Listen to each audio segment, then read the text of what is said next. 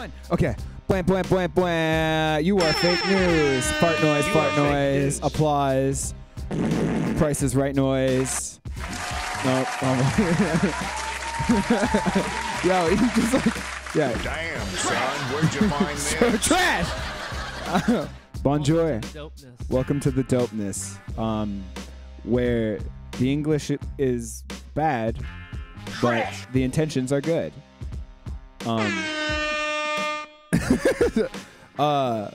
Today we have Matthew taking over for Bourbon, taking over for Devo. Matthew is a longtime friend and collaborator with me. He's quiet, so I'm going to remind him right now to always move close to the mic before you speak. Okay. Stunning. Magic. Just get right up in there. Bring it up to your mouth. Is this good? I don't know. We're going to have okay? to like wait on other people to like tell us what's up. But we'll hopefully have some people say something. If you're tuning in chat, because we just found out like 2 minutes ago, one, the little chat icon up there is always wrong. It's always wrong. And then two, this little chat thing here, it doesn't like if you're not chatting, Twitch won't actually like acknowledge you as a view or some shit. That's fucking dumb. It should be a chat counter then, not like a fucking view counter. That makes no sense. Matt, it's funny because like a thing we talk about a lot on this shit is like baby goth and like her come up because the controversy and shit and how we were involved. This kid helped me do those instrumentals on that first record that like set the precedent for her industry plantation. Yes. Before we joined the Illuminati. It's ridiculous. But yeah, it's fucking, I don't know. Fucking that kid has just been going off like crazy. We'll get into that. But also, Matt, you have giant shoes to fill because usually we have Devo here, and Devo's really funny. Devo is a hilarious guy, as you know, because we're in a band with him together. Yeah, he's my second Asian friend. Second. And Fee is your first? He's my First, yeah. Let us know if any levels and shit need to be adjusted. We're learning. We're still figuring this out. I'm probably gonna have to turn him up a bunch. Even just get that closer to you. Remind you to. bring the mic up. Oh yeah, you can. Yeah, this isn't no cheap podcast. We have adjustable mics. Ooh, and now we have a fart noise. Yeah, Bringing both you places. only quality content. It is what it is. The Doapness, the world's worst Fortnite podcast. We don't even show Fortnite or talk about it other than talking about how we talk about being a Fortnite podcast. But yeah, chat if you're here because a lot of this episode is going to be about dealing with like it's a fucking burden. Last week I mentioned that like I tried to answer a question a kid submitted and then I was like I don't have enough information to like figure out what kind of answer he wants, so I put out an APB on like what you guys want and I got a bunch of things that we will address that you guys have brought up. But first, the ritual of introducing my brother. Myself, my name's Wettworker. I do music and stuff. And this is Matt. He also does music and stuff. Hello. I guess James doesn't do music and stuff other than the soundboard. Beautiful. Just magic. Magical, I know. But the giant boots I was going to fill is not only that Devo is wildly entertaining, Matthew, it's that we replaced him with Bourbon. And Bourbon was able to secure us like $1.70 or something. $2 Canadian. $2 Canadian. $1.51 American. So you better work that fucking charm. I am hilarious. You have nothing to worry about. Dancing later. Yeah. Oh, dude, you better whip that ding dong out or something. You gotta. Shit.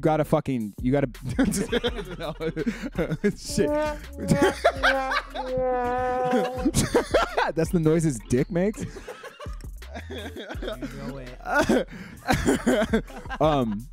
But yeah, you better earn us more than $2 fucking or you're never invited back again. I'm just kidding. Just like hop on your phone and donate it yourself. Secure your place. I was gonna say, like, how. we have the capability to have 4 microphones and 4 guests. It would be cramped at this table, but like when Devo's back, you can come back. Ooh. Yeah, that'd be nice. We'll see how this goes. Yeah, we'll see how this goes, right? This is your internship. It's gonna cost you to be here, actually. But yeah. If you listen, you'll hear instrumentals playing, and then if you look up there, you can see whose instrumentals are playing. This is Jay Urban. If you are a viewer, or if anyone you know would like to have your instrumentals played, get in touch. We're easy to get in touch with.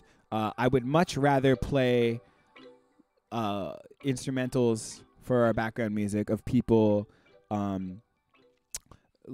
I don't know, part of our community, anyone who might stumble across this, friends of friends of friends of friends, rather than just like reach out on the internet and grab like random royalties. I mean, the other alternative is like I make a lot of instrumental music myself, and this just becomes the me show, and I just play a bunch of my own shit.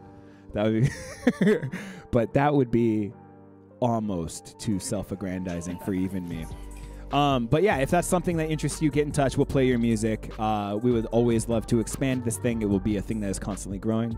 But I almost mentioned this before the show, and I was like, no, I'm going to save it for the show.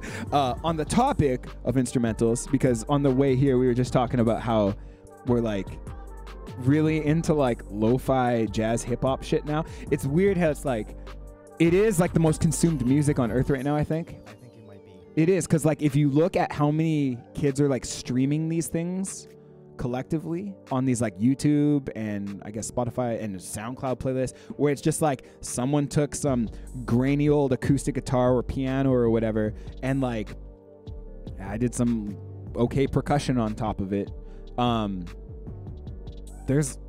It's really easy. You can get away with making an entire song out of like a 2 to 4 to 8 bar loop of a single instrumental and then just like on top of it, and you're like, there's a lo-fi hip-hop song.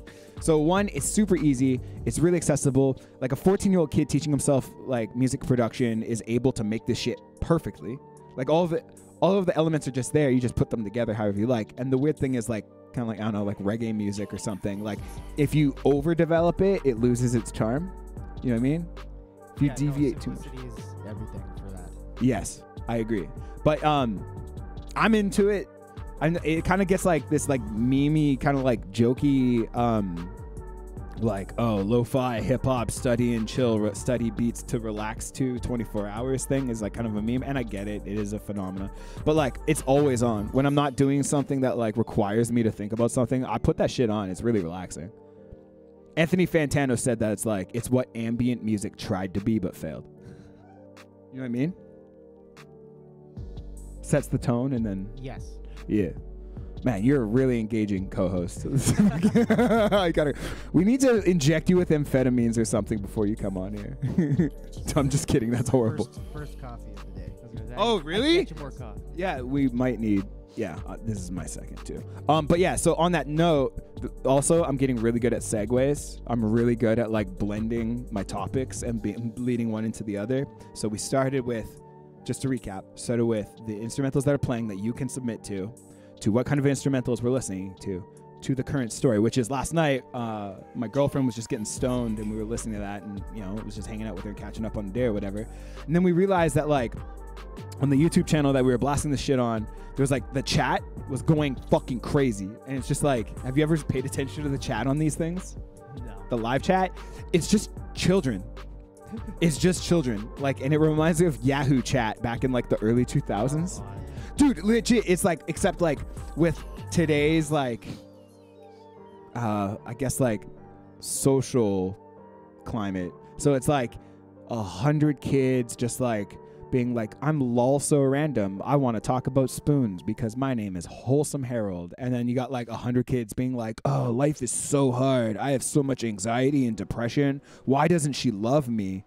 And then you have like 100 other kids being like, this music's better than this music. And I'm like, holy fuck. And so we were just like sitting there. Emily's like stoned, like, that kid is so heartbroken.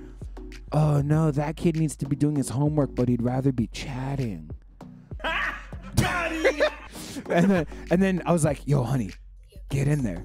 And she like, she hopped in on the chat and was like, she's like, okay, I'm going to chat like I'm an 11-year-old kid.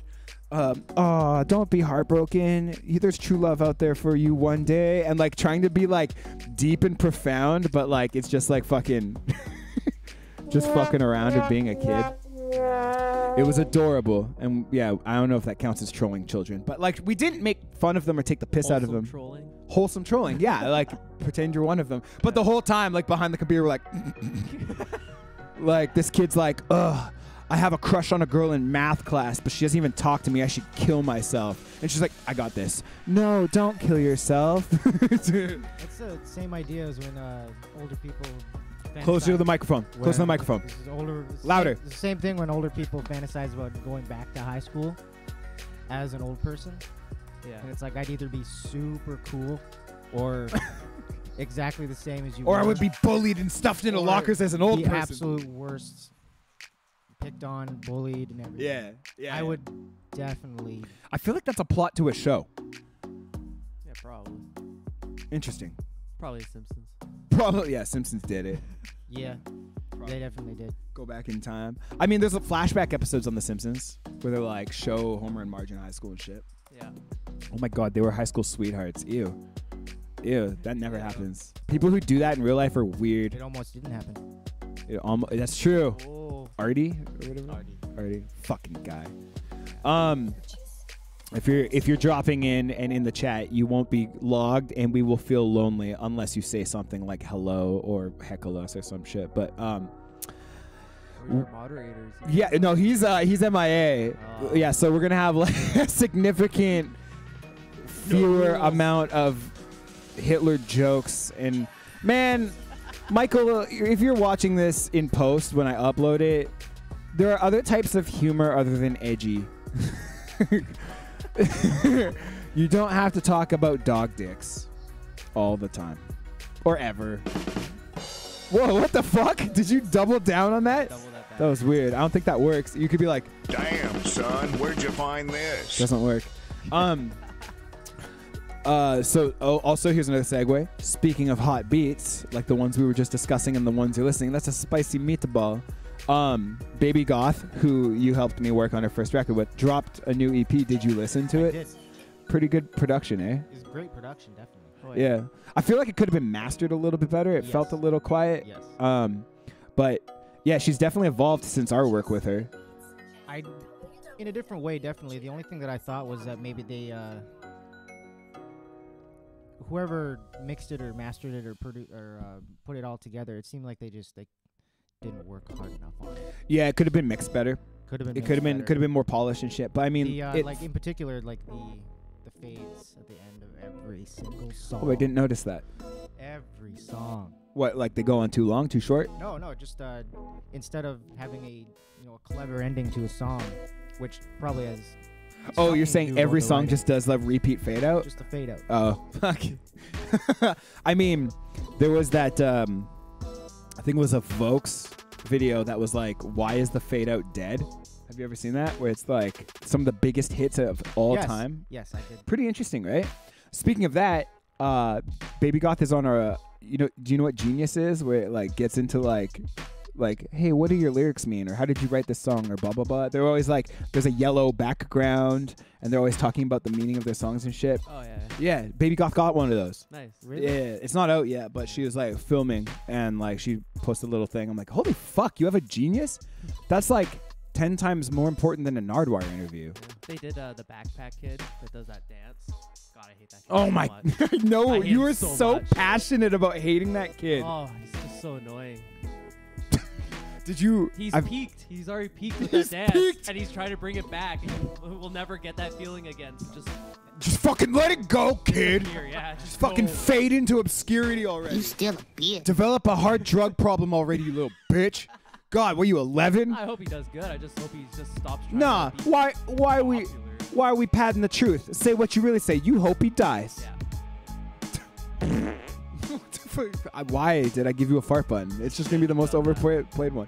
Did you see? I feel like we might have already talked about this live once. Did you see when that kid smacked the phone out of a person's hand live on stage and got booted off? Yeah. Yeah. And then the guy. Okay, first of all, do you know who Backpack Kid is? No. Oh man. Do the dance, Christoph.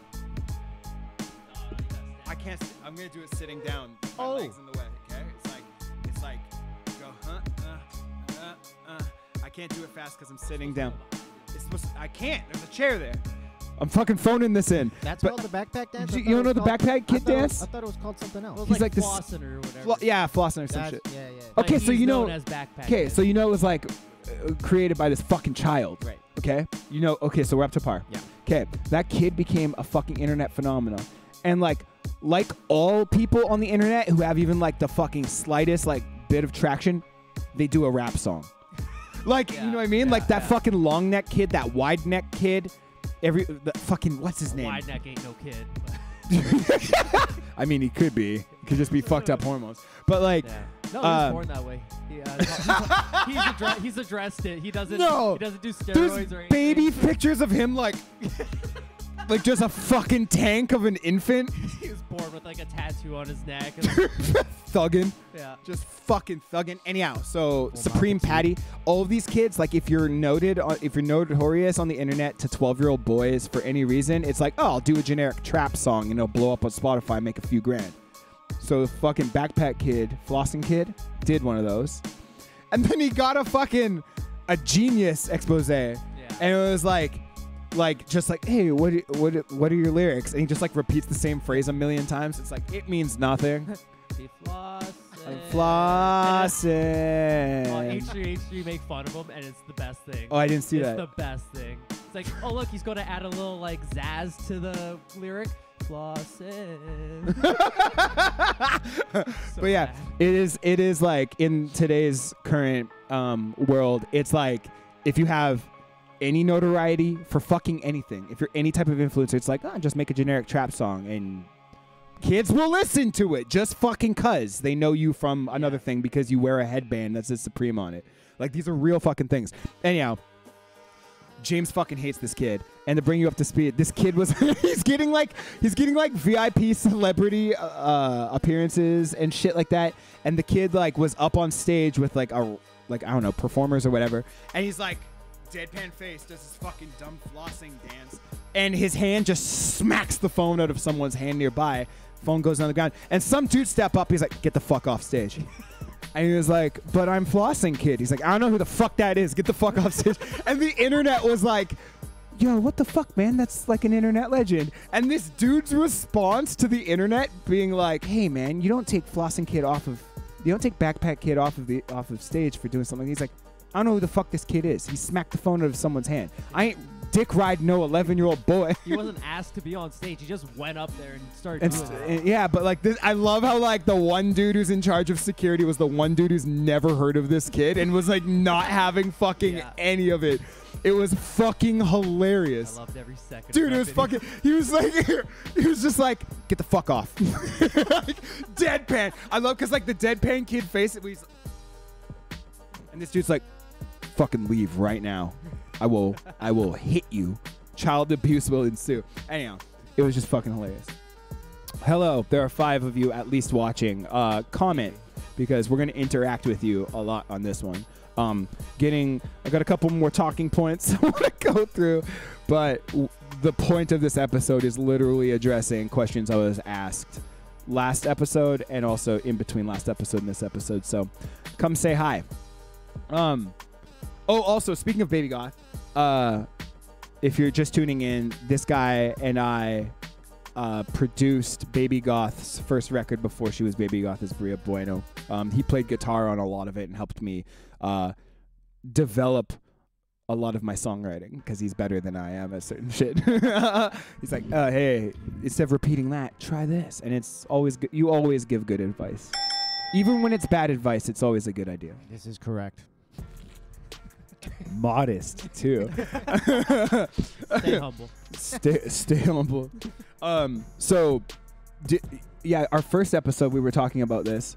On the way out here, that's just bad internet. You don't have to worry about that. Yeah, I know. is our first episode of this show was actually addressing this kid who did a exposed video of this lady that we're talking about, this collaborator of mine, Baby Goth. I guess ex-collaborator at this point because we haven't tinkered on some stuff in a while. But this kid was like, I'm going to expose her as an industry plant. I can't even speak. I'm so fired up. Plant. Industry plant. And he just he just made an entire video of a bunch of fucking conjecture being like, first, she wasn't hanging out with Wiz Khalifa, and now she is hanging out with Wiz Khalifa.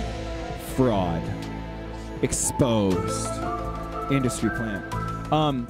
That kid, like, after we did that first episode, I feel like that was a good episode. Yeah. It set the pace. It ran a little long, but we did a good job.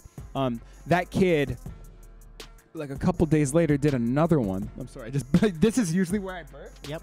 I just burped all over you. I feel sorry for that. But that fucking kid did another one, and then another one, and then another one, and now his whole brand is just like exposing people. Yeah. For shit that he doesn't even understand. And then he ends the video with "Buy my record." Yeah, but buy my record. Yeah, that's the fucking best thing. And his name is Progress. Like that is the most like fucking like. I know he's only like put some respect up on my Progress name. He's only like he's young. I'm gonna give him the benefit of the doubt. I'm not gonna fucking roast him that much. Yeah. But like it's like the archetypal like over self-estimating white boy name. Yeah. My name's Progress. You might as well be like, yo, what's your rap name? My rap name is the single path to a better world. Like You still a bitch. you're still a bitch. But it's funny because that kid has basically turned his entire YouTube channel into like Billie Eilish. Like he's gone after like, yeah, dude. He's like, I'm gonna show you that she's an industry plant.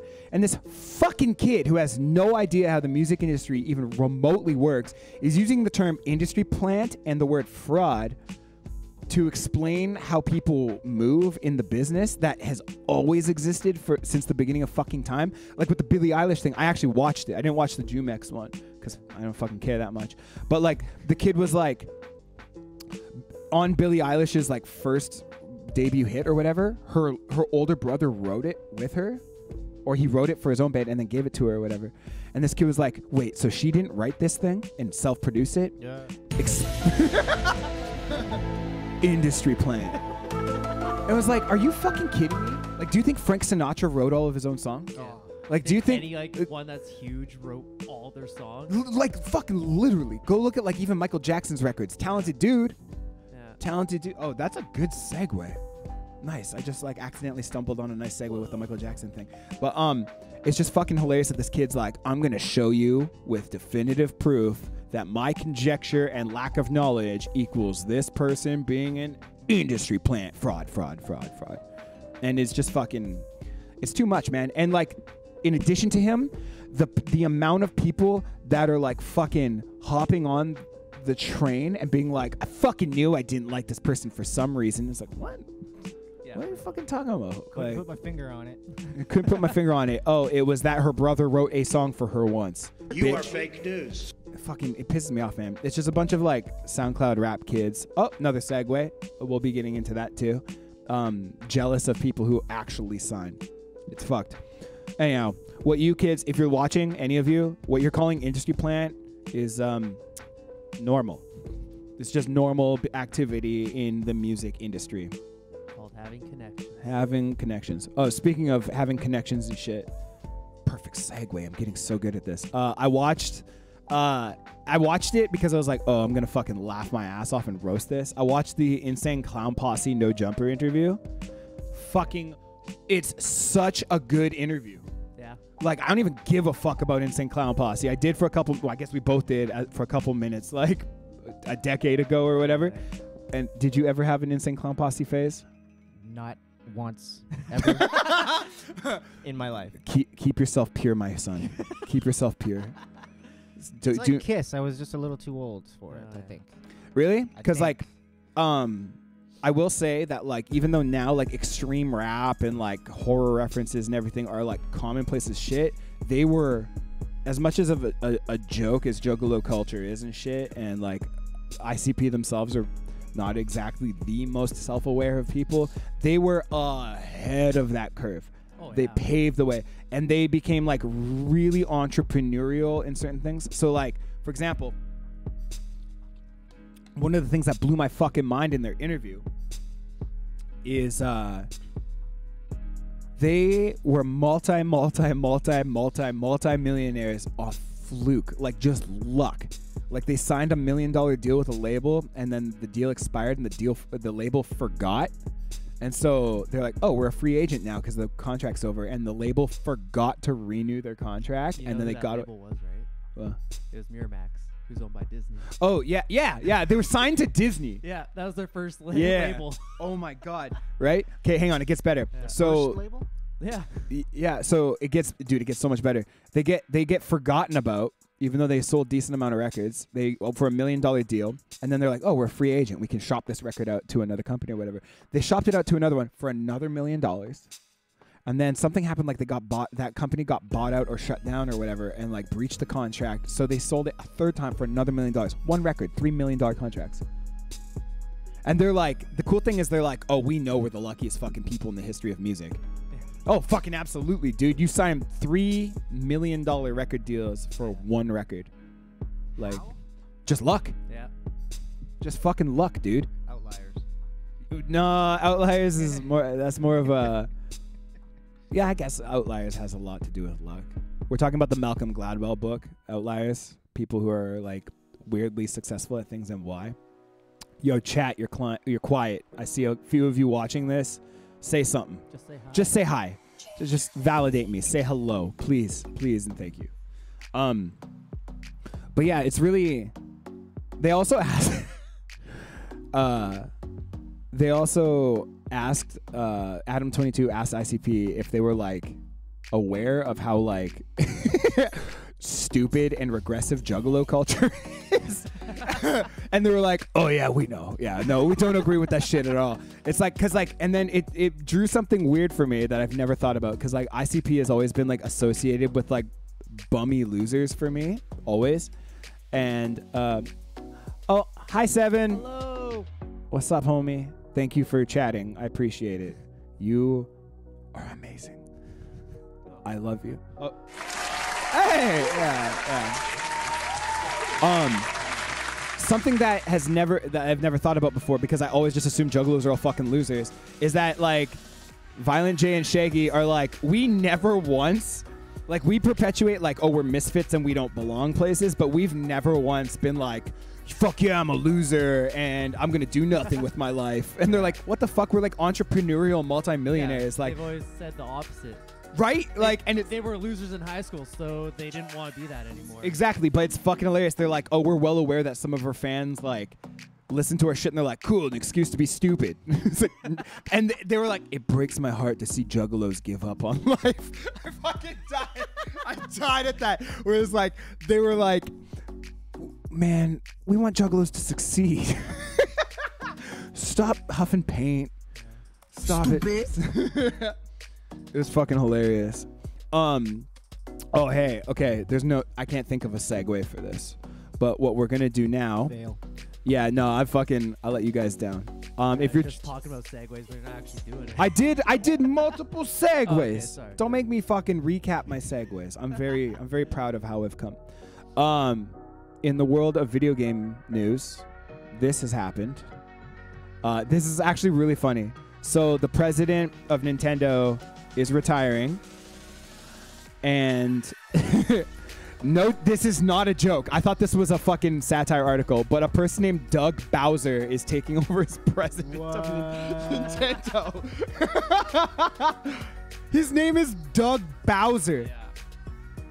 Like it has me wondering, like, is the dude so fucking passionate about like Nintendo and working for Nintendo that he changed his name? Maybe. Did you Nah. see the picture of him in his office, and it's got Mario and Luigi tied up in the background on the shelf. See, that's wholesome memery right there. Playing along with it. You know? That's awesome, dude. But like, it's just fucking a small world, weird astronomical coincidence that the dude taking over for president of Nintendo is named fucking Doug Bowser.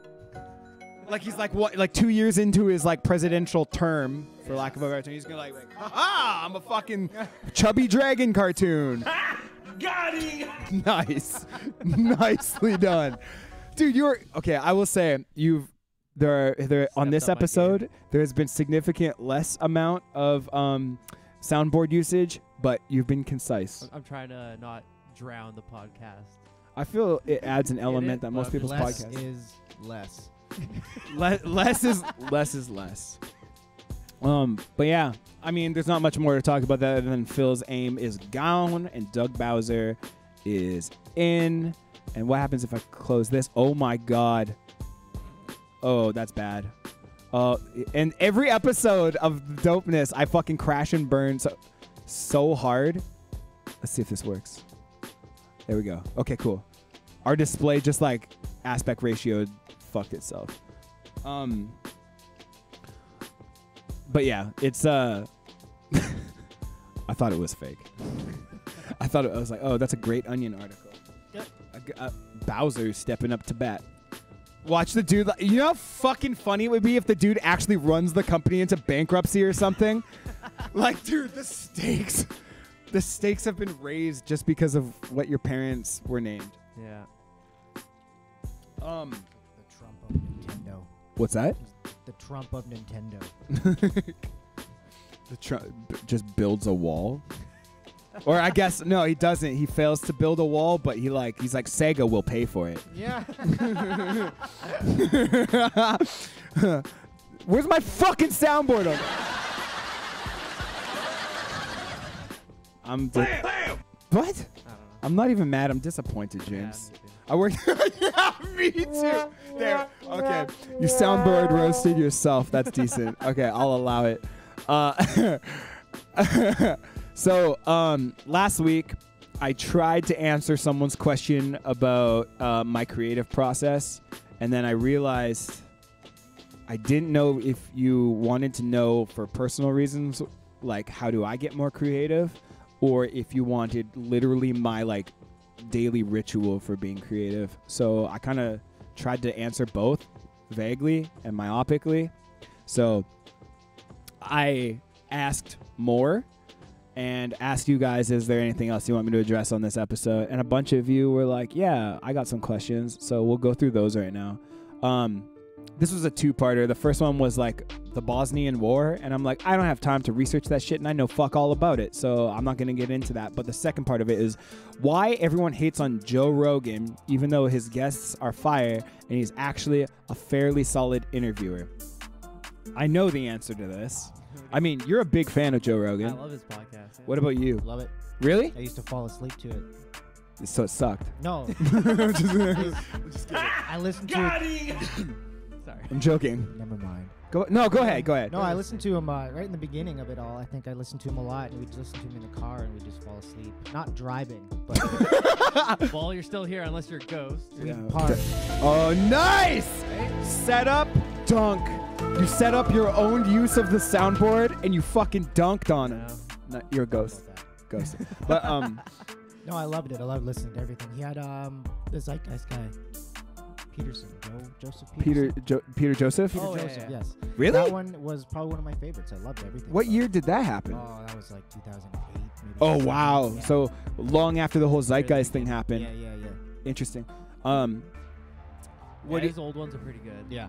Especially like Back when they, I mean, they're still like 2-3 Yeah. hours long. But what's his friend comedian Duncan Russell oh, or Trussell or whatever. don't know. Oh, he's just like super conspiracy like. yeah. Yeah, man. Oh, the Latino dude who's He's like. not Latino. I don't think he's Latino. There's a dude who I watched one episode who's like they all got really drunk, and then they were talking about different conspiracies and shit, and I was you're like, talking about Eddie Bravo. yeah, it was Eddie Bravo. What Yeah, am I yeah. fucking talking? I'm not the biggest Joe Rogan fan. I don't fucking know. But okay, so before I get into my absolutely, positively, objectively correct answer of this question, why do you think? We'll start with you. Why do you think people hate on Joe Rogan? Same reason people hate on anyone that's popular because it's just, Easy target. it's an easy target. Yeah. they probably have their own podcast. yeah. Fuck Joe Rogan. Yeah, The but please Doapness. We're going to war. subscribe, You know, give us your money. Yeah. Oh yeah. Hey, if you're watching now, please join the chat. We will be addressing everything, and we'll talk to you. Don't be shy. And also, we need the stats, so help. And then, I like that answer. Yeah. We're gonna pull in Alex Jones and go to war with Joe Rogan because we got to promote our own podcast. What about you? Why do you have any idea why people hate Joe Rogan? I think it's because a lot of the topics, aside from like the martial arts stuff that he sometimes talks about, I think it's probably because a lot of the stuff that he talks about is fairly intellectual, and he might actually pose as a smart person, even though he's actively said he's I'm not dumb. Yeah. a I'm an smart ape. person. Yeah. I memorized other shit that smart people have figured out. Yeah. I think it's people just trying to outsmart him. They probably could if he didn't do his research and know everything, Yeah. because he has the time to know everything. It's true. Yeah. I don't know. I just love him. So I love both of your answers, and my answer encompasses both of those. So one, it's an easy target, and you got to promote your own podcast. I'm just kidding about that part. But when you he puts himself out there, he's very notorious. He's one of the most watched things on earth at this point. Yep. He has more viewers than like every major media outlet at this point. Like his fan base is huge. And then, what was the beginning of your answer? Where you like Pretty deep. Yeah, it's intellectual. So the funny thing is, my answer deals with both of these in the inverse. So I'm very certain I know why people hate on Joe Rogan, because if you look at what the critiques are, it's always the same fucking rhetoric and bullshit. And it's both of yours. One, he's an easy target, and two, it's deep because it's a conversation. They're long. There's no fucking quick sound bites. You get highlight clips off of like the fucking Joe Rogan highlight clip thing, YouTube channels or whatever. Yeah. But like in today's super fucking overstimulated, hyper politicized, divisive social climate, people don't want to hear the other side. People only want to hear things they're already trying to prove or think or feel regurgitated back to them, echo chamber style. So Joe Rogan will have fucking anyone on his podcast, left-leaning, right-leaning, whatever, and he'll just have a fucking conversation with them. People hate conversations because they feel if you're entertaining a conversation with things you already disagree with, you're giving it power. Yeah. Unfortunately. And I will say this, the people who like shit all over Joe Rogan are like the farthest left and the farthest right on the political spectrum, because they're like, oh, look at this dude having a polite, civil, human interaction with this other human being instead of using this opportunity to further my political agenda by roasting them. You fucking and it goes both ways, left and right. Like, I mean, I've seen it happen for everything. And like, because you can't just reduce it into like sound bites. And Joe Rogan, even though he's like an MMA fucking genius at this point, like he's dedicated his entire life to it. I didn't know that. I thought he was just the guy from Fear Factor for the longest time, but turns out like ever since he was like a child, he's been black belt and teaching and like. That's funny. That's actually one of his jokes, I think, on his stand-up. He's just the guy from Fear Factor. I mean, it blew him up. Yeah. It blew him up really well. Yeah. But people shit all over him because people hate context. And in order to fully understand anything, anything that is discussed or debated or disagreed with on that show, you kind of have to pay attention to how it got there. And like, people don't want to invest the time into potentially fucking growing as a person. So they're like, no, he's a shill because he had this person on and I don't agree with that person. So that's one of my answers. Another one is that, this is a multiple parter, I'm sorry. Another one is that he's a comedian and he understands how comedy works. And right now, the world fucking hates how comedy works. It's not even like, it's a really quick cop-out to be like, oh, we got to be more empathetic and not make jokes at other people's expense. But it's like, it's just comedy. You know what I mean? If you're propagating hate, that's different. What are you bringing up here? There's a video where these comedians watch Joe Rogan pretty much just destroy this journalist from the New York Times. Okay. It's 20 minutes long, but it's pretty good. I suggest everyone look it up. It's New York Times journo melts down on Joe Rogan's show. Huh. She's just like super liberal, I think. And she just like attacks like previous guests he's had, and he just like asks her like the simplest questions, and she's like, hold on, let me look that up. I don't actually know the answer. Like, Oh my god. yeah. And it's like, it just shows like he is a good interviewer, and like he just uses his like sometimes fake ignorance just to like get like an answer out of Yeah, it, right? bait the other person. Yeah. A good debate tactic is to keep the other person talking as long as possible, and then they'll expose how much they truly do or do not know and their agenda. And like, so going back to that point is that the world hates comedy right now. People are so hell-bent on doing the right thing at the expense of art forms that like that dude is also a career lifelong comedian. Yeah. That dude knows more about comedy than fucking anyone who's criticized him for his comedy. They'll say things that are lewd and off-color and lowbrow and shitty, but that's what makes it funny. He's not actually... You can ironically use indignant and arrogant bullshit as a tool to make people laugh and not actually propagate any of the prejudices or hate that come along with them. You'd have to be a very stupid person and evil and cruel person and ignorant person to actually like take a harmless joke that is aimed to make you laugh and be like, yeah, that's true, and that's why X is worse than Y. Like, it's just other people putting their agenda on it. And like, the funny thing is, going back to your answer where it's like it's intellectual, that is like, if you try to tell a stupid person that they're angry at it because they don't get it, if you try to be like, oh, you just don't understand, you have to have a little bit more broader understanding to understand how this is comedic, they'll be like, that is the most low, like, fucking thing you could say to another person. You're too stupid to get it. They'll be like, no, I'm not, because that is the worst thing you can. You lack the mental prerequisites to understand this joke. It's just like such a fucking roast. Yeah. No one who needs to hear that will ever react well to that. No. You know what I mean? And like a wise man once said, offended people hate hearing that they're responsible for feeling offended. Yeah. You know what I mean? You are responsible for how you feel. And I don't know, we live in this fucking weirdo world where like everyone else is trying to push how they feel onto other people and make it their responsibility, so they police language, certain topics you can't even talk about. I agree there's certain things you shouldn't make fun of. But I mean, like, people like Doug Stanhope will show you there's always a way to make people laugh about even the worst shit. Yeah. You know what I mean? Yeah. Like, so to go what you say, like, you have to be, it's an intellectual conversation. It just They delve very deep into one topic sometimes. And sometimes really shallow. Sometimes very shallow. You know what I mean? Like those fucking hilarious videos where it's like, wow, we're like traveling the cosmos with our brains right now. Hey, did you see that video of the moose pissing on the monkey?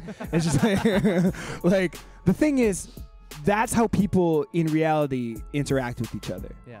Like, if this dude was telling me about his fucking horrible car accident experience, and this dude was telling me that his wife just left him, you know, we're fucking homies and we care about each other. We'll bust each other's chops and also try to make each other laugh about shit like that, because that's how real conversations in real life work.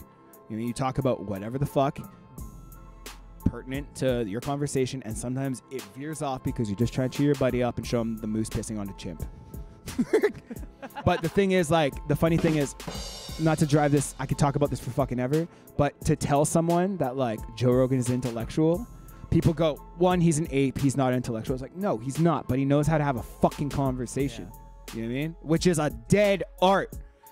People, I love how I'm hogging the mic right now, explaining that people need to take turns listening or whatever. Okay. But I'm about to Kanye moment and rant, take to Twitter and just fucking, you need to learn how to have conversations. And Joe Rogan, even though I'm not even the biggest Joe Rogan fan, dude knows how to keep a conversation going.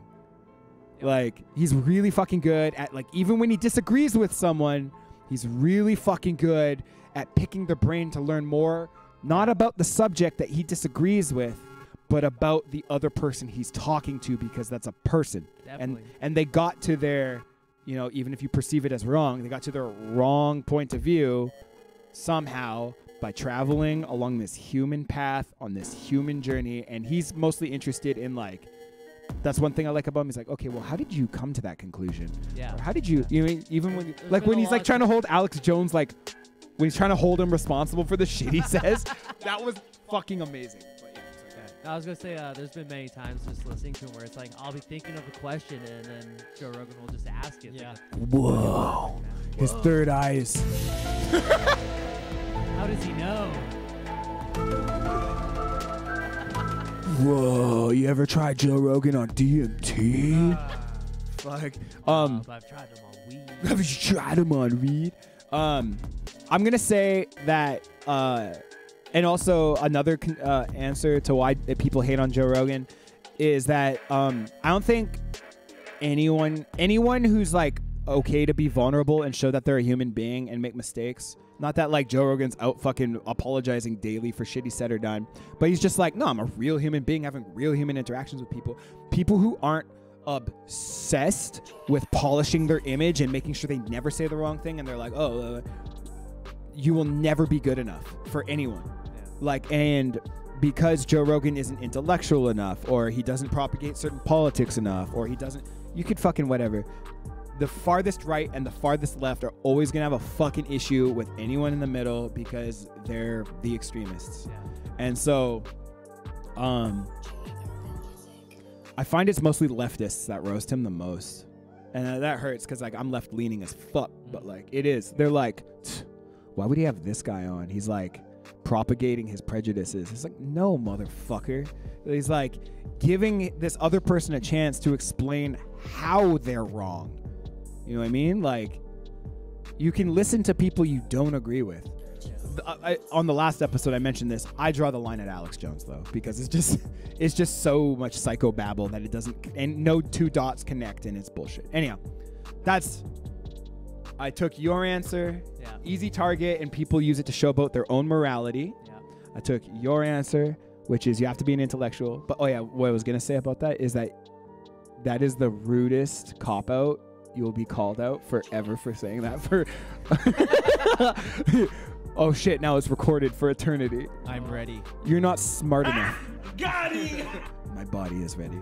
But it's true though. You have to understand how context works, and you have to present we don't live in a day and age though anymore where, or I don't know if we ever did, where in order to show that an idea is wrong, you present a better idea or explain how that person is wrong. Now you just say, yikes. And oof. I that one out. Oof. I've Oof. seen it for now. Yeah, it's the Bring new back yeet.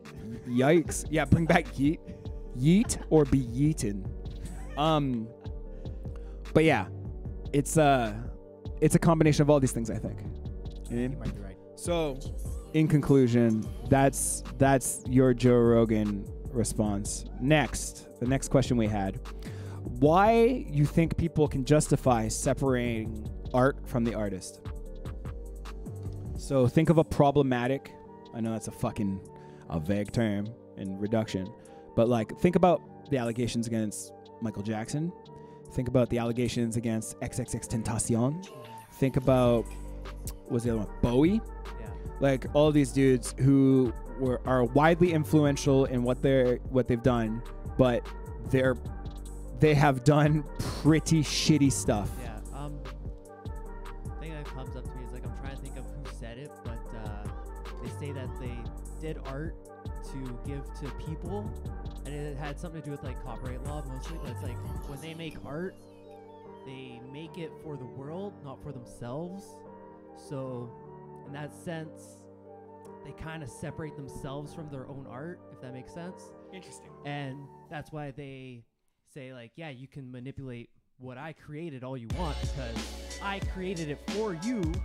I didn't create it for myself. So that's how I could justify separating art from the artist. That's interesting. I've never heard of that articulated I wish I that could way. remember who said that, but Yeah, that's really interesting. I've never That was articulated in an interesting way. Yeah, because when you're creating something, you're never creating it just for you. Otherwise, you would just hum it in your head and never record it or write it. Live, you know? Exactly, right? It's for other people. Yeah.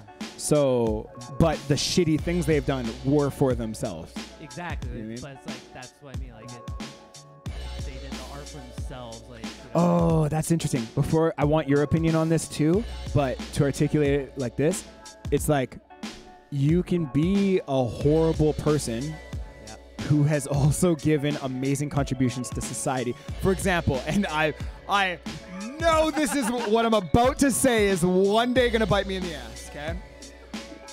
Here we go. Because, like, I gotta take the most extreme example, okay? Yeah. And silver lining it, just to prove a point that, like, you can be a horrible piece of shit as a person and still have done some sort of good. For example, here we go. Adolf Hitler. Okay. Here we go. There we Okay. go. Horrible piece of shit. Genocide, prejudiced, anti-Semitic. Started a weirdly contagious fucking form of prejudice. Responsible for some of the worst atrocities ever committed in our known universe of all time. However, he got Germany out of debt. Yeah, that's a good thing. I mean, there's probably different ways to do it. Yeah, ripping the gold teeth out of a disparaged peoples to get out of debt. Totally worth it. You know, might want to improve on that idea a little bit. Worth it.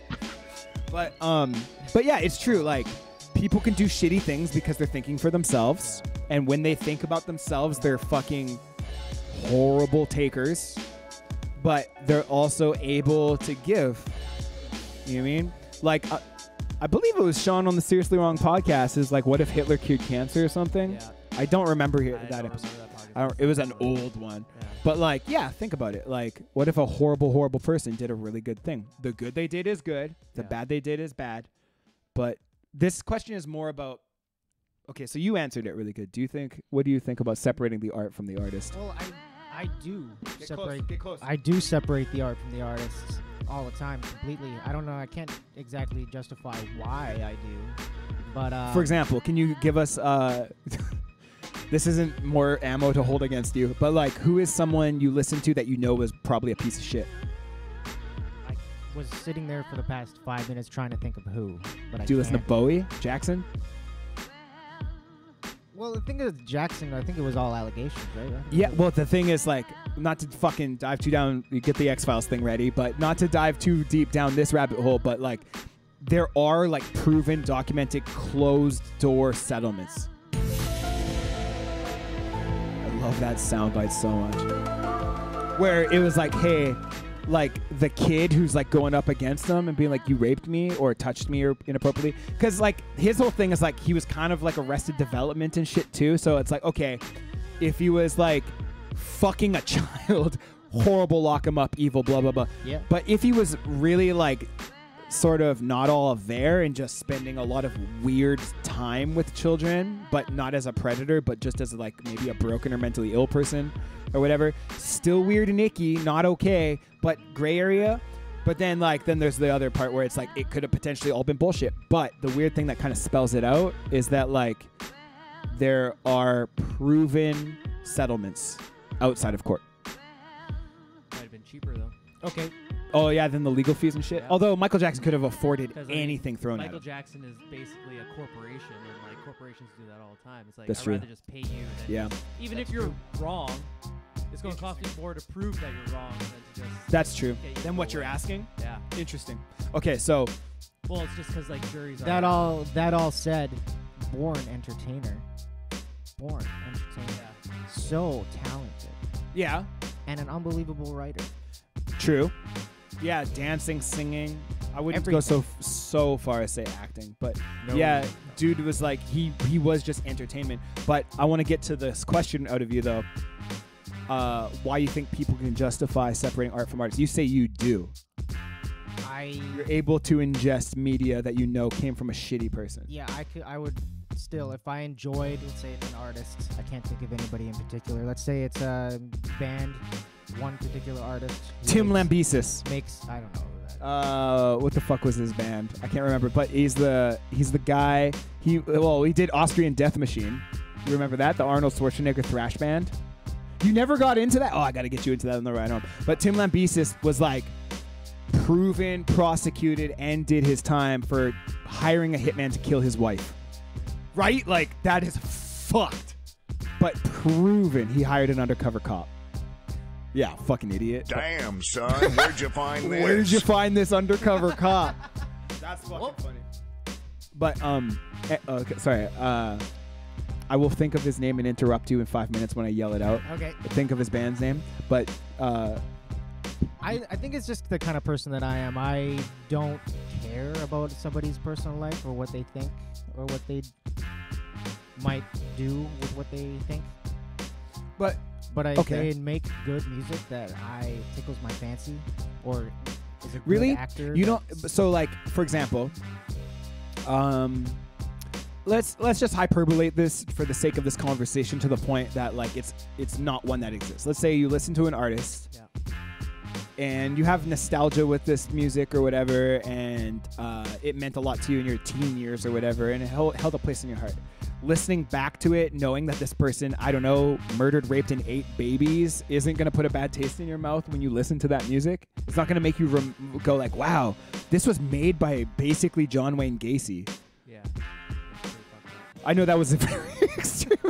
Hitler, baby eaten. We're fucking all in on this episode. No, I would still listen. Really, and you can enjoy. turn it off completely. I think I can actually, yeah. But So would you say it's because you're very like music minded, like in the moment you're not thinking about the person at all, but just the music coming out of it? That's probably one aspect of it, but I could also maybe think because like who hasn't thought about just eating someone's face? Bath salts. That my bath salts phase. Whew, I tell you. I mean, if I knew that, I'd probably try to steal their artwork and not pay for it. 'Cause I don't want to support them, but. Yeah, that's yeah. Because if your engagement into the art is actually still like supporting them doing their face eating and whatnot, baby eating, yeah, I don't want to support that. Baby face eating. Yeah, I mean, I've never been in that state of mind to want to eat a baby's face, but if I was, I could probably understand why that person would. So that I'd still listen to their music. Let's say there was a local artist who was a murderer. Yeah. I'd still listen to their music because I've felt about killing someone before. So the horrible things Bill Cosby has done, when you listen to a Bill Cosby stand-up, you're like, well, I've always wanted to date rape someone, so now I know. It's crossed my mind. Oh my God. Not literally No, I crossed know, my I know. mind. Like You know what the I mean? thought experiment thing, where you're like, Thought what would it experiment. like to be that fucked up? Exactly. Yeah, I know. But thing is, I still watch the Cosby Show. Yeah, but it gives a new meaning to some of his jokes, right? Puddin' Pop. That's Yeah. like an easy go-to. I guess a lot of that show was ad-libbed, hey? Actually, really, I didn't know that. The Cosby thing is, was it Chappelle? Someone was like, they made a really good point about growing up with Cosby in their household on TV because he was a black entertainer and it meant a lot. Like, it had an extra sentimental value. I think it was Chappelle. Yeah. I think it was. So if you guys think of it or correct me on this, please I do. have no idea. Or if anyone in the chat wants to correct me, there's some incentive to say something. Maybe once. Say hi. We are responding to things in this and answering questions and shit. So, but yeah, like before the allegations and everything, and before Hannibal Buress blew the whole thing up, that man meant a lot to a lot of people. Yeah. And he's a fucking monster for the things he's done. But it didn't undo the good it did when it did the good decades ago.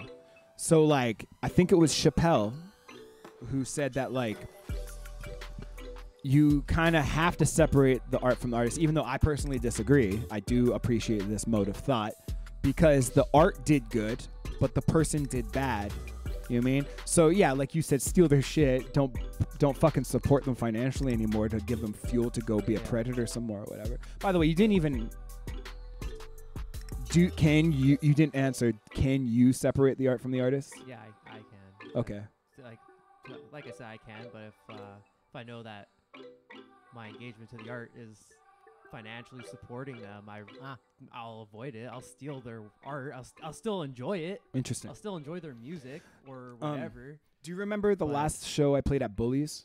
Yeah. Okay, so when I was setting up, because I can't separate the art from the artist, and I will answer this question more thoroughly because you're asking why I think other people can. These two can. We just found out why.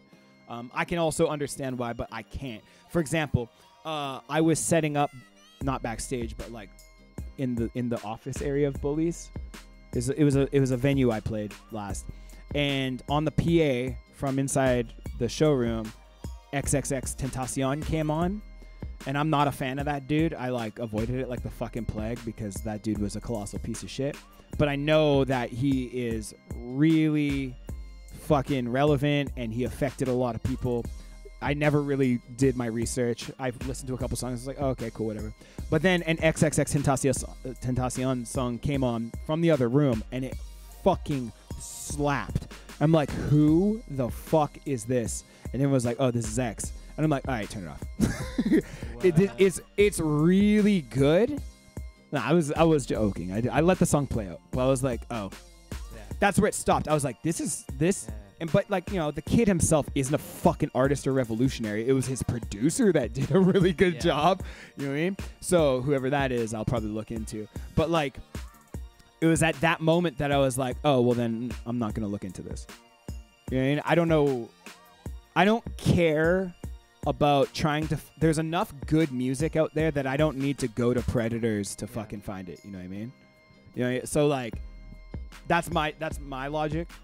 Everyone's got their own take on it, and I respect other people's takes and how they're able to. Some people hear music, and that's it. They don't care about what the person looks like or the experience they had. They're just like, what does this song sound like? I like it. I don't like it. The end. Yeah. You mean? And that's cool. That, like, some people, music is just music. What's that? Electronic music is like, I like it or I don't. I don't care about anything else. Yeah. Can I dance to it? Yeah. Oh, but in the EDM world, there's that fucking guy, Gaslamp Killer. Okay. He's been accused of some horrible shit. Yeah. Whether or not it's true or not, I don't know, because I don't think there's been any charges pressed. But like, the fucking Twitter mob went after him. But the thing is, in the EDM world, there is a divide because you're not like, oh, I am the artist. It's mostly about the music. I will say that. No one really cares too much about what you look like. They care about what helmet or hat you put on at your when you DJ. No one really gives that much of a fuck about a DJ's personal life because they're just assuming they're all doing blow off hookers' asses. So I love, what's his name, Deadmau5, just ripping on all fucking DJs. Like, all we do is click the button. That's an old. I think that article came out in like 2013 or something. But like, that's a great article. I don't listen to Deadmau5, but like that dude seems pretty like chill. I would hang out with Deadmau5. I would. But yeah. So to answer your question thoroughly, why you think people can justify separating the art from the art? People think about things in different levels. Some people turn on music, hear the music, assess what they hear, the end. Some of us are obsessive and want to know everything about the person who made it, and I'm kind of like that. Like, when I'm in love with an artist, I'm like, okay, because I'm an artist myself, I get really passionate about what factors led, going back to what we were saying earlier about Outliers, the Malcolm Gladwell book, what factors were in place to make this person able to create something so amazing. Yeah. I'm actually really obsessed with like finding out the creative regimen of certain greats. I'm like less interested in Stephen King's books and more interested in Stephen King's writing ritual, if that makes sense. So I'm really about who the person is behind the art because I aspire to be that great one day. Whether or not it'll happen, who knows? But I want to be like, oh, what am I doing wrong? Oh, I'm writing in the evening instead of the morning. I'll try switching that. Blah, blah, blah, blah, blah. What am I doing wrong? Oh, this person's raping babies and eating them. I'm not. Maybe I'll try that if I want to sound like, I don't know, fucking... Did Bill Cosby ever make music? I have no idea. I don't know either. But anyhow, I feel like we... would you say we answered this sufficiently enough? Move on to the next question? Yeah. 2 words for my answer. Empathy and apathy. Empathy and apathy. Yeah, but have you ever worked with a hero? Have you ever, like, whether it's local or whatever, have you ever worked with someone that was like, holy fuck, I used to listen to this kid growing up, or this person growing up as a kid? No, what do you say? I don't understand the question. Have you ever, musically, Oh, creatively, have you ever worked with someone you used to look up to, and then you got disillusioned when you saw how they acted? Because I have. I've worked with heroes. you still listen to the music? I can't. I can't. That person, I'm not gonna I would never. If anyone sees this and is interested, message me in person or ask me in person.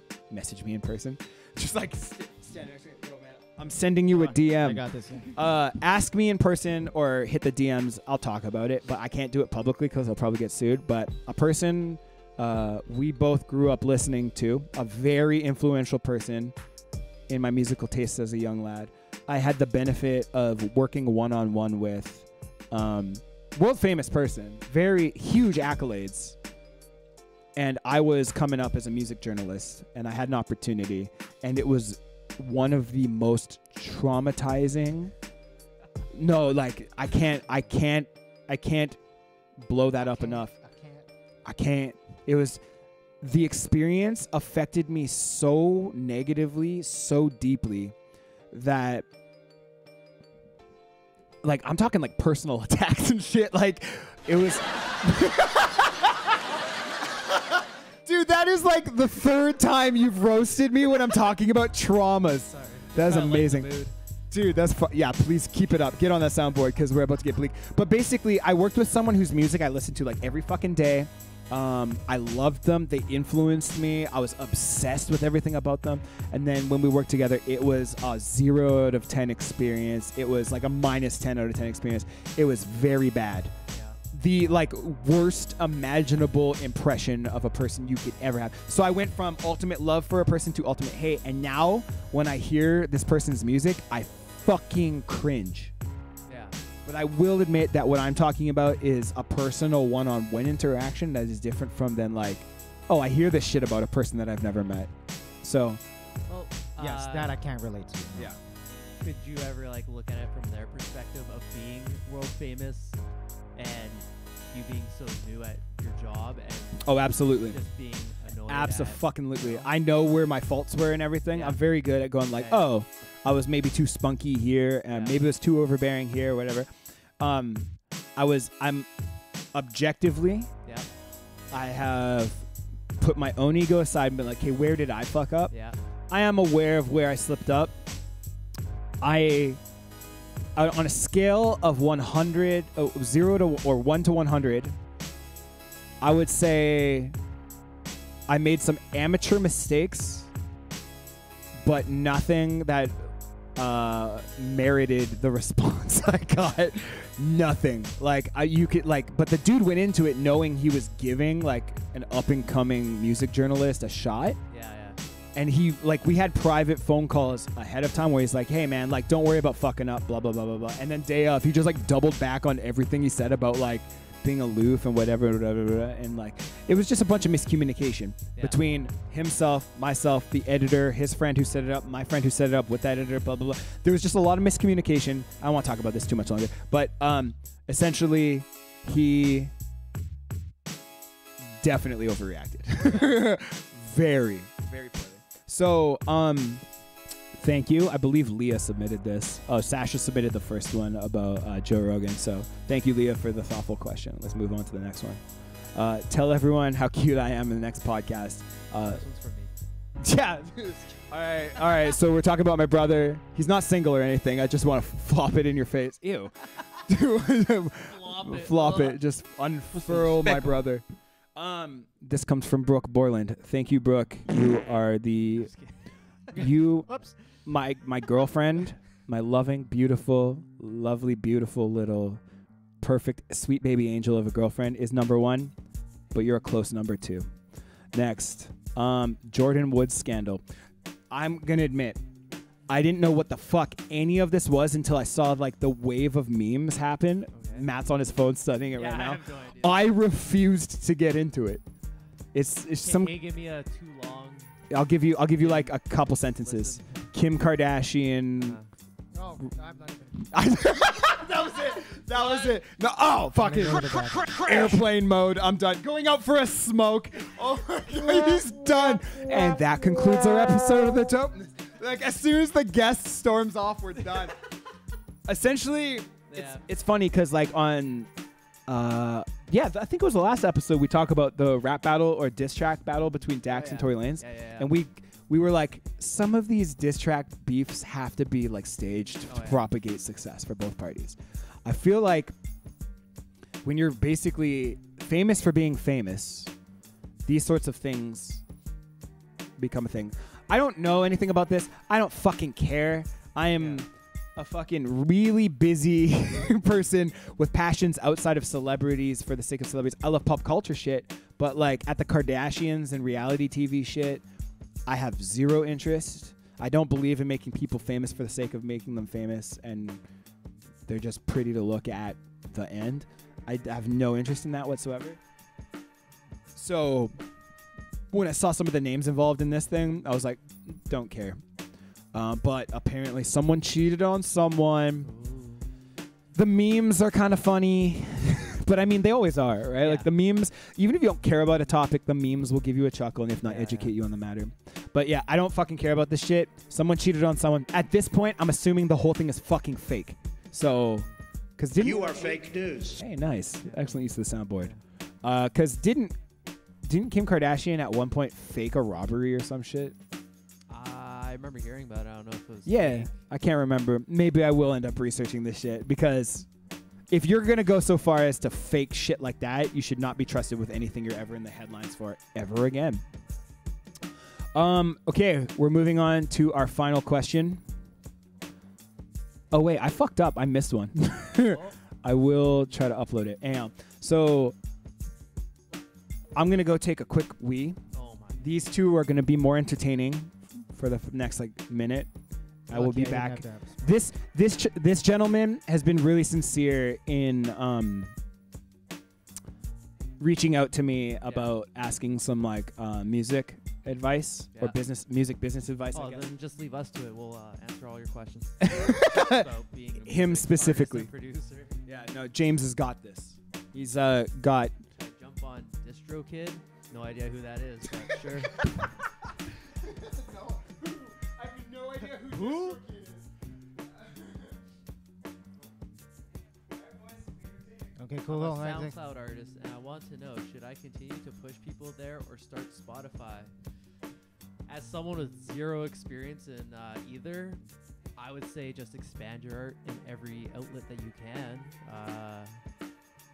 Spotify, you can make money apparently from. Yes, apparently you can. SoundCloud, I don't know much about. But get a car and tour. Oh, there you go. That was always my favorite way. The best advertising is in person. People act differently when you see them in person than on the internet. People are kind of douchebags on the internet. Yes. It's a given. So, yeah, start touring. Go play those bars with 4 people in it, and maybe it'll grow. You know? I think, you gotta practice being an entertainer first, then... In terms of this question, I would just go to Spotify. Yeah, listen to him. I never liked SoundCloud. We never had the best quality anyway. Skip this question. We've already answered. Skip this question. Well, we've already answered it. Yeah, you don't have to answer it. Okay. I heard some of that from the washroom. Wrong, bad. F. Yeah. Oh, where's the wrong buzzer? F. And then... I only got correct. No, there's a fucking wrong buzzer. There you go.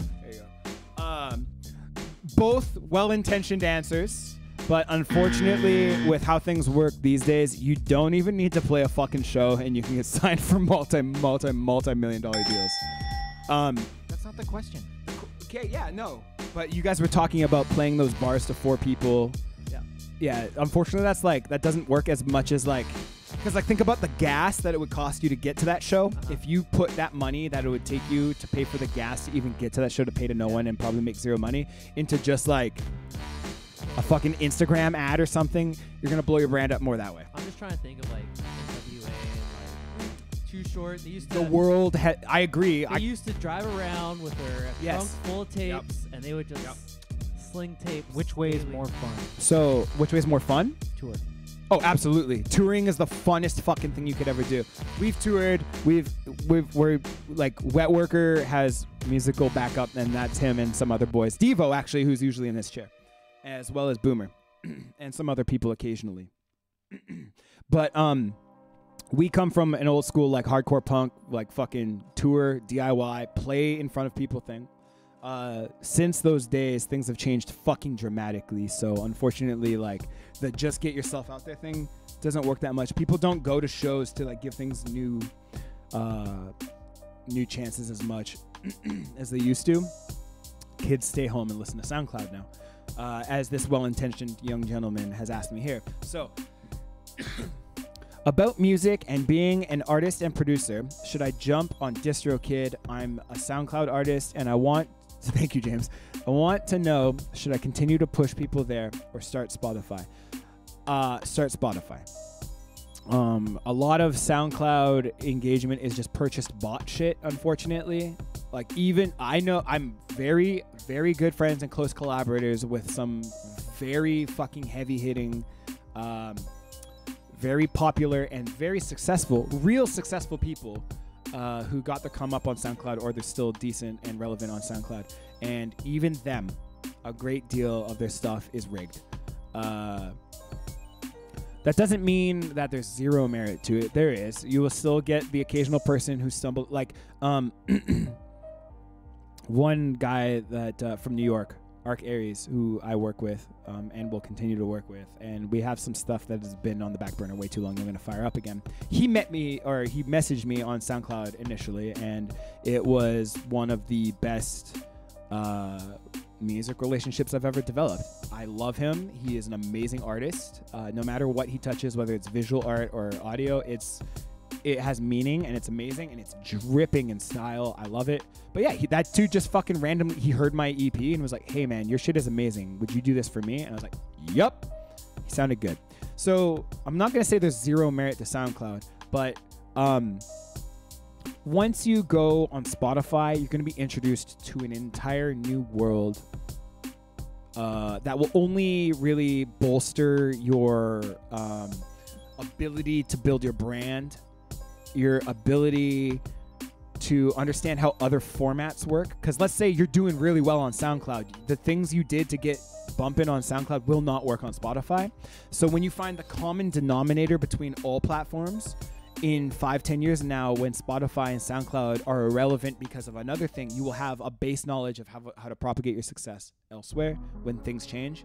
Because like I said, fucking 10 years ago when he and I were touring in punk bands, that was the way to do things. Or, you grow your shit by putting yourself in front of people. It's not like that anymore. 10 years from now, fucking reshares on SoundCloud and fucking getting on playlists on Spotify are not going to be the answer. Who knows? We don't know what it is. Maybe people are going to fucking inject music into their fucking brains. We don't know. Technology and formats change so often.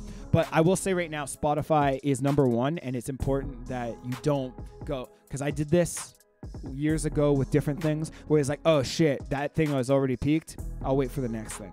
And that has only bit me in the ass. So hop on Spotify, teach yourself, do tutorials, be wary of snakes because everyone's trying to sell you something and everyone has good ideas that they want to get rich off of.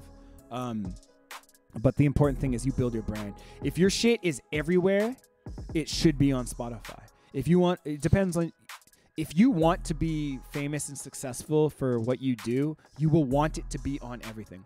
So I know you were like, who is DistroKid? Yeah. DistroKid is what's called a digital distributor and aggregator. It's how you get it's one of the few ways you can get your shit on Spotify.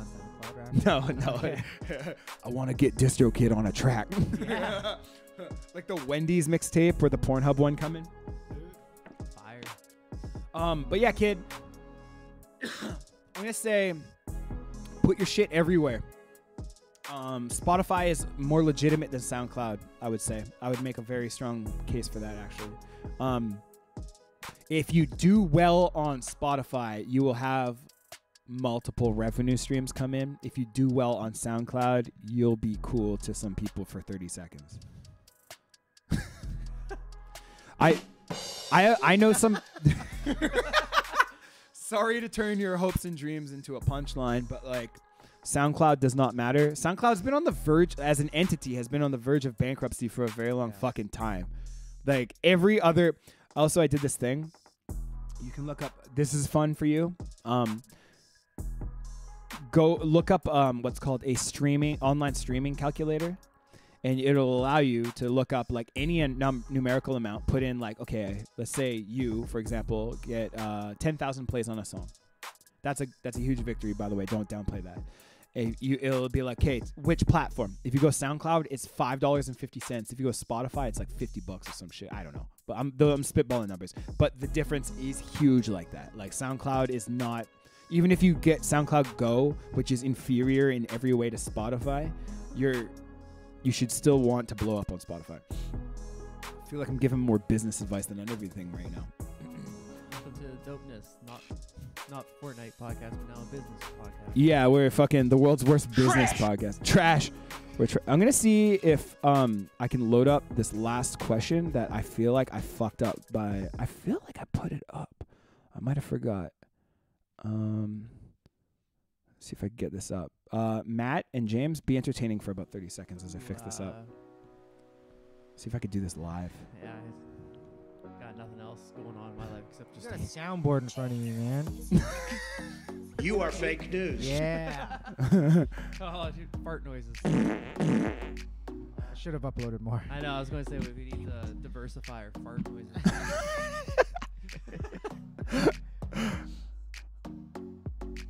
Yeah. Dead air, guys. Dead air. You got to keep it Dead air is the interesting. best air. What are you doing anyway? I'm not giving you topics. I'm telling you, it's too quiet. What are you doing anyway? I'm trying to load up the last question that someone asked that I fucked up, and I fucked up. I should have loaded this ahead of time. I think it was this one.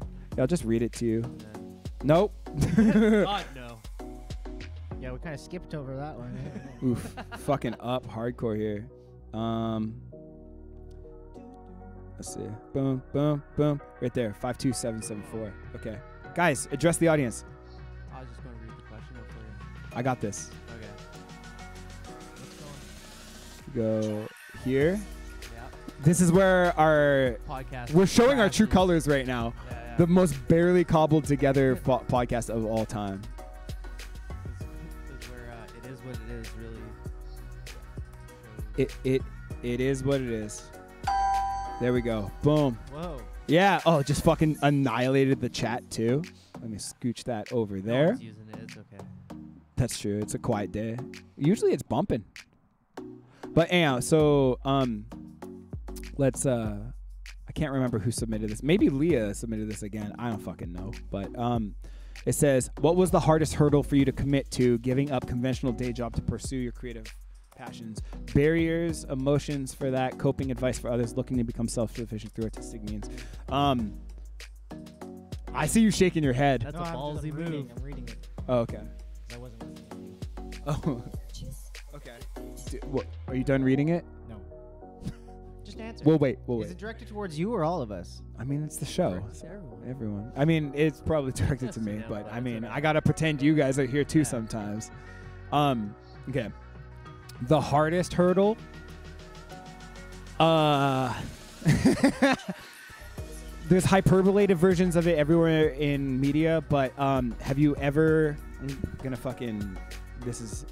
The chat is not bumping right now, so I'm gonna get rid of this like massive amount of fucking overlay and there. I will say that have you seen the movie Whiplash? No. Yeah. Yeah, okay, so you know how the dude was like, I'm sorry, I don't have enough time for a normal human relationship. I'm going to try to become great one day. And she's like, what the fuck is wrong with you? And it's like that, but in everything in life. If you want to aspire to be something, you're going to shed a lot of friends. You're going to shed a lot of things that normal lives have. I mean, that's not always true. Maybe you're born in privilege. I wasn't. We did not grow up rich. Yeah, I hear you laughing. Yeah, we grew up sharing McDonald's meals. Not joking. Just like, all right, cut that Big Mac in half. It's two patties. Half is like one burger. Plus half a bun in addition to the burger. Yeah, here you all are. Yeah, I got more of the food. Yeah. I totally ate so many of your fries and burgers. But if you did come from privilege, maybe you can afford to have a real life and an artistic life. Most people cannot. And if you're going to do art properly, you have to prioritize it. There's no shame in being a hobbyist. It's cool. But if you want to do it as like a career move, be prepared to become disillusioned. You're gonna discover new types of stresses, anguish, anxiety, depression. You're gonna forego equity and normal human relationships and friendships, a social life. I mean, I feel like if you don't shed a lot of normal human being things, you're kind of phoning in the artistry. You got to kind of go crazy a little bit. Yeah.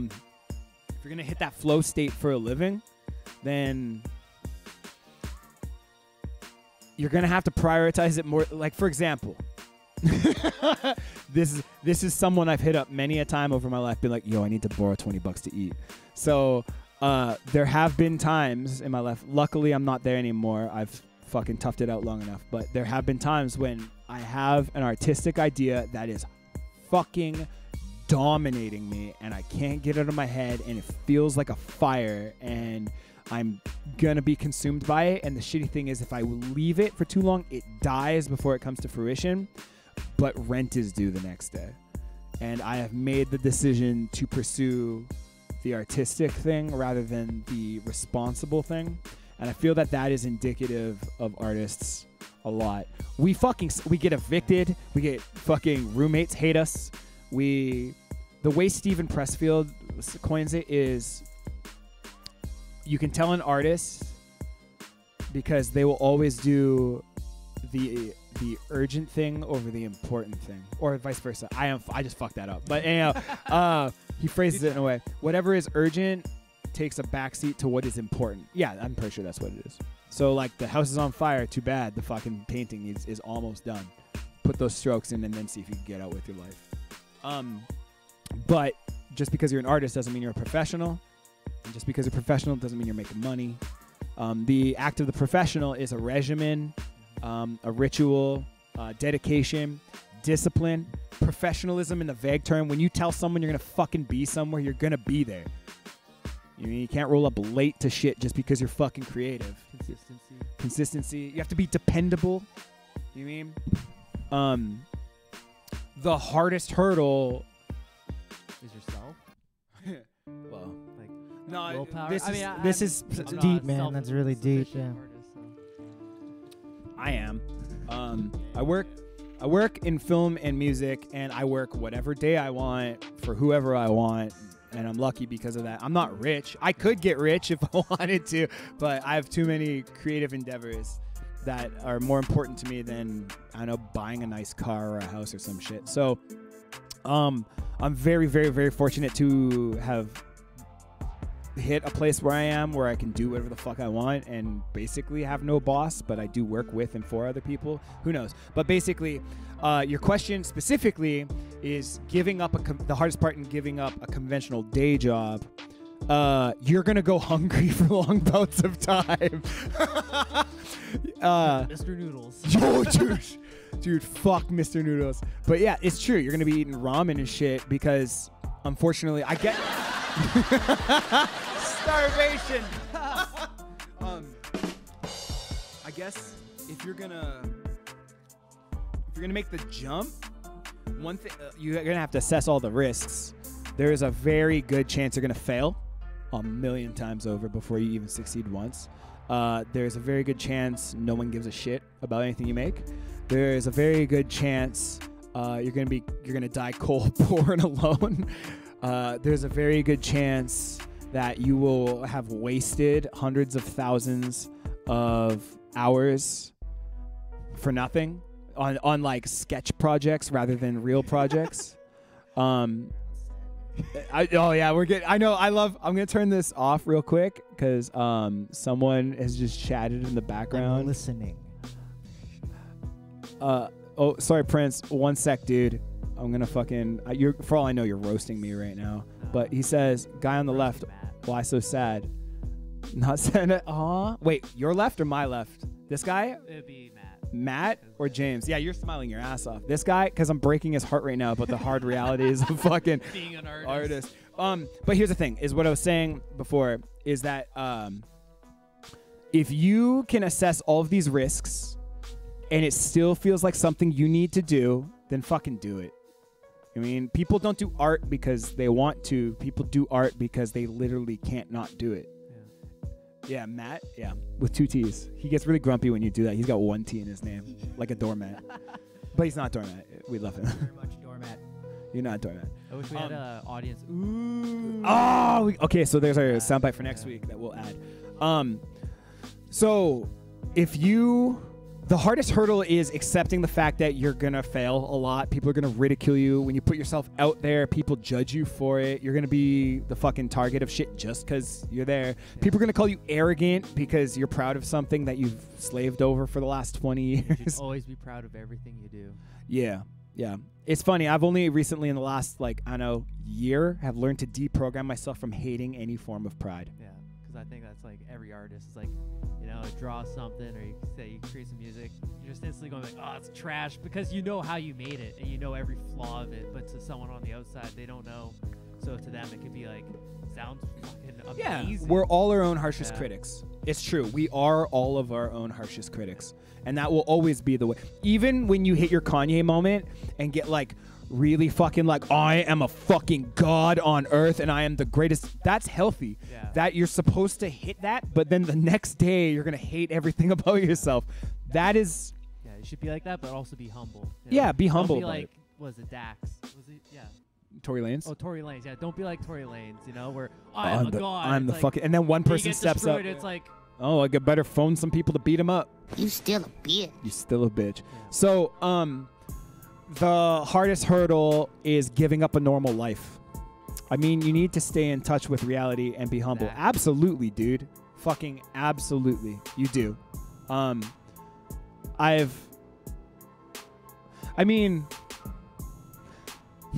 Everyone, I don't even have to name people. Everyone knows every celebrity who does the opposite and what kind of reputation they have, even if their artistic output is fucking phenomenal. Yeah. If you lose that, you're going to lose the empathy of your audience. And they're going to be like, I don't really give a fuck. You know what I mean? Even if your art is trash, just be proud that you took the time to create something. Yeah, it's true. Here's the thing is... Okay, so I'm gonna get flowery here. So everything I just described about risking your entire life, equity, normal human relationships with people, your sanity, your happiness, financial stability, everything. If you still have the urge to do it and you're like, oh, it's worth the risk, fucking do it, one. But you're gonna take so many blows because of all these things I just listed. When you become a freelance artist, even when you're wildly fucking successful, there is always room. Oh, hey, thanks, Prince. Play him. Hey, thank you very much, sir. I'm assuming you're a sir because there's Prince in your name, but I'm not. I'm not assuming your gender. We can't do that anymore. But what I was saying is, do all of these things. If the bad things happen. And even the worst case scenario, like the world loses interest, you get dropped from your label, or your magnum opus burns in a fire, whatever. All of these things will cripple you with a form of depression you unlike anything you have ever felt before. To see something you've slaved on for so many years and you've risked everything for just fade away into the ether and not matter to anyone is a very specific and acute form of hurt that only the artist knows. So, yeah, you're going to be judged by critics who suck. Yeah, you're going to be scapegoated. You're never going to be good enough for some people no matter what you do. You're going to beat yourself up and you're going to risk all of these things I've mentioned. But that is the cost of stepping into the ring. You mean? Even Floyd Mayweather has taken punches. Very rarely. but you step in the ring, even with a victory, you're going to get hit a lot. So, but that's the price you pay. You know what I mean? So weigh it out. I would say the inconsistency is scary as fuck because you never know when clients are just not going to be interested, or around the holiday months where people's finances are going to more important things. the second half of your shit, barriers, emotions for that, coping advice for others, looking to become self-sufficient through artistic means. Here's another thing, and I feel like this is more pertinent now than ever before, is it's highly fucking unlikely that it will ever happen. not to completely disillusion you. It's super fucking unlikely. If you ever hit the point that you're making minimum wage off of your craft, you've made it. You know what I mean? If you can survive off of what you do as your own boss creatively, consider that like winning the lottery. If you get wildly successful, you're like winning a lottery of lotteries. Like it's another level. It's probably not going to happen. But with hard work, dedication, open mind, high levels of self-awareness, awareness of your audience, your craft, honest depictions of your highs and lows, everything. You can grow to that point. It is possible no matter what you do. Don't let your business self fuck up your art self, and don't let your art self fuck up your business self. You should always be evolving, always be learning. Don't be stiff. Keep a student mentality. And just know that you run the risk of never truly, if you're an artist, you'll never feel satisfied about anything anyways. So I feel like it's worth the risk anyhow. Just enjoy life while you do it. I mean, Try to. You gotta enjoy the little things, you know? you should, your obsession, you will hit the point, if you're truly dedicated, you will hit the point that your art becomes work. And that's almost healthy. Yeah. Like when you can go to the office and make a gold record, you've hit a level of prestige. It doesn't always have to be just for fun. It should start that way, but it's an obsession. Be a slave to the muse. Don't be fucking, don't try to... No pain, no gain, you know? Like, yeah. But yeah, I would say advice for others looking to become self-sufficient through artistic means is just... I lost another point I was going to make. But just know that if you're able to even scrape by, it's unlikely, but that is a huge win. And you shouldn't downplay that at all. And don't look at others.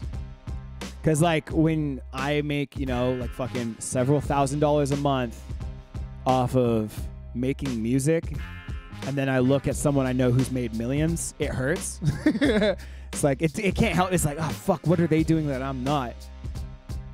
It does sting. Network, make friends if make as many friends as possible. I mean, yeah. You can't really do everything fully alone. No. You know what I mean? Even authors have publishers and editors. You know what I mean? That's why you should be humble, Singers have engineers recording them, making them sound good. They have producers making them sound good, and songwriters making them sound good, whatever. I don't know what your craft is exactly, so this is a little tricky. I could probably give you more like accurate business advice, but I mean like vaguely, like if you're dedicated, go full tilt. Like treat it like a job. If you want it to be your job, you gotta treat it like a job. Wake up to an alarm. Have your daily regimen, your ritual. Start at your time. Don't be late. The muse does not like it when you're late for your meeting with her. And yeah. I see Matt is cooking up an answer for you here. So we're about to let him take over here. Matt, get on the microphone. Stop being so sad. I used to have my own, I wouldn't say business exactly, but I used to fix guitars, and that was my only means of money, essentially. I gave it up because I sucked at being my own boss. Oh, that was one of my was like I sucked at my craft. Yeah, no, I mean, I wasn't the best. Obviously, didn't do enough of it, and I still do it as a hobbyist, as you were saying before. And I'll just do it for free now, basically. But I gave it up and got a real job because I didn't work hard enough. I didn't. I probably did some very questionable things to friends and family. I took too much money from my family as they were helping me out. Felt super bad about that, and that actually hindered me from working as hard as I should have been. So don't borrow money, but at the same time, make sure that if you do have roommates or anything like that, that they can help if you do fall in a downward slope in some way. I don't want to say take money from people, but take support from people, maybe. A good way to be is like, maybe if you can, set up a contingency for the cold winter. You know what I mean? Because like when you do like what he's saying, guitar repair and setup and shit. And like with me, like I make beats for people, I record people, I develop artists and shit, as well as I'm an artist myself, as well as I work on Hollywood films and shit. There, even with the level of the amount of money that comes and goes, there are long periods of time that you don't see any money. I don't Prince, my SoundCloud is Wettworker, Wettworker, but I don't really use it anymore. I would check me out on Spotify if you can. But what Matt is saying about not wanting to ask for handouts, unfortunately, I don't think I've ever met an artist that isn't like a rich kid who hasn't had to hit that point just because shit's cold. Yeah. You know what I mean? Like when your income is dependent on an audience or collaborators, or I guess in your work, or I guess like Kayla's work, like a commission, my ex-girlfriend Kayla, when you're on a commission basis and it's your job to rake in your own clients, and you have like a specific thing like guitar repair or beats or painting or whatever, Yeah, there's a chance that people it just doesn't come for a while. Yeah, there's a difference between, I guess, what her specific question is, being an artist and just being an entrepreneur. Yeah, that's the thing I was saying, Small is like difference. just because you're an artist doesn't necessarily mean you should go into the business side of things. Yeah. Like fucking Slug from Atmosphere. I mean, he runs Rhyme Sayers, but he's like, a person like me should never be in charge of numbers. Yeah. And I'm like, I fucking resonate with that. A person like me, I've had to learn how to market my shit, branding, and sell my own shit. But I personally don't think it's fair to some of the best artistic minds out there that they're forced to be their own businessmen, managers, and distributors. I think creative mind, like, fortunate are the people who find someone to do that for them out the gates so that they don't have to. They could just focus on getting their 10,000 hours writing or singing or playing guitar or producing. Excuse me. And they find someone else to be like, okay, you make the shit. I'm going to figure out how to make people buy it.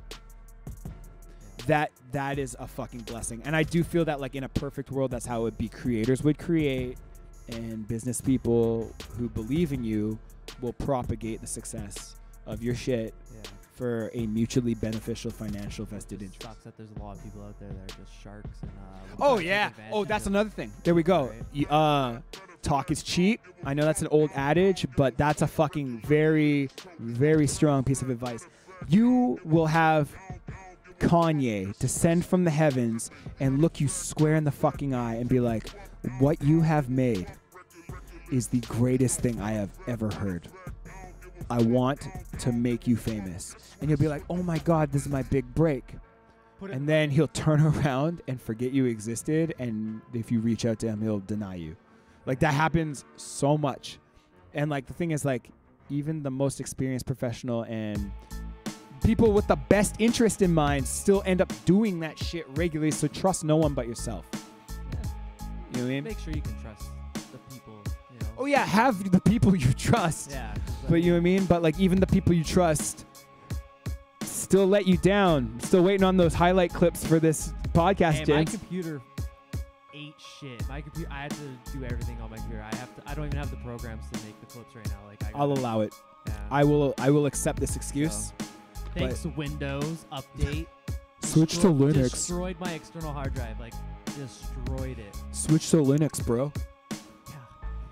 Get on that. Yeah, that's pretty much, I mean, be prepared for failure. Failure's going to come no matter what. And when you make this jump, just know that the difference between an office job, or I shouldn't even say office job. I was working at factories and tattoo shops and shit, but like with a schedule. The difference is it's scary as fuck knowing that you have no guaranteed income coming in for months and months at a time. And there's no shame in saying this. If things are really dry, go get a fucking day job. Yeah, sell drugs. Sell. I'm just kidding. Do not actually sell drugs. Yo, I actually did. I sold our mom. It's legal here. We can talk about it. Mom, if you're watching this, I'm telling everyone right now, my mom grows weed. She's a drug kingpin, and she was giving me weed to sell many years ago. I was like, oh fuck, I'm really good at selling The shit. show Weeds is based off of her.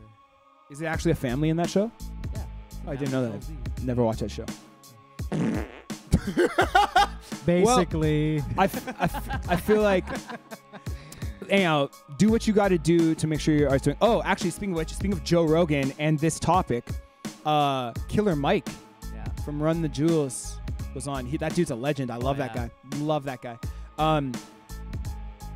He's really entrepreneurial with his businesses. I won't get too deep into this because we got to wrap this up. But Joe asked him like, oh, hey, like, did the business come first? The art come first?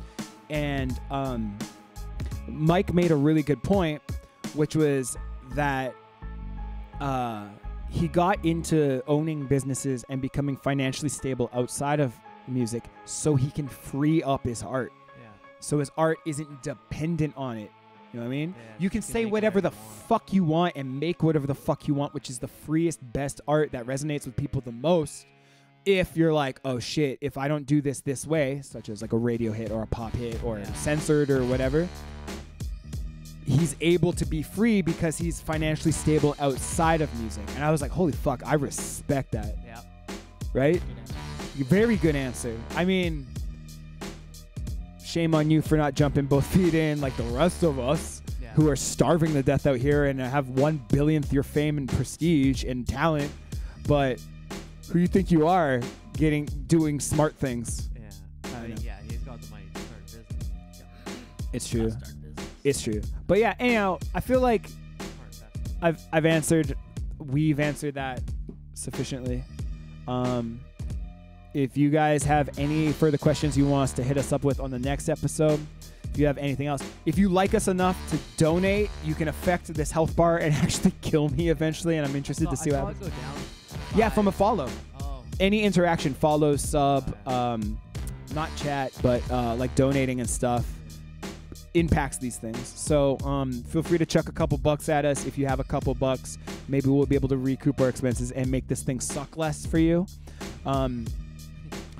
I had a really fun. What do you say? How was your trial run, Matt? Would you come back another time? I definitely would like to. You would like to? Because we can have you and Devo both here. You did it!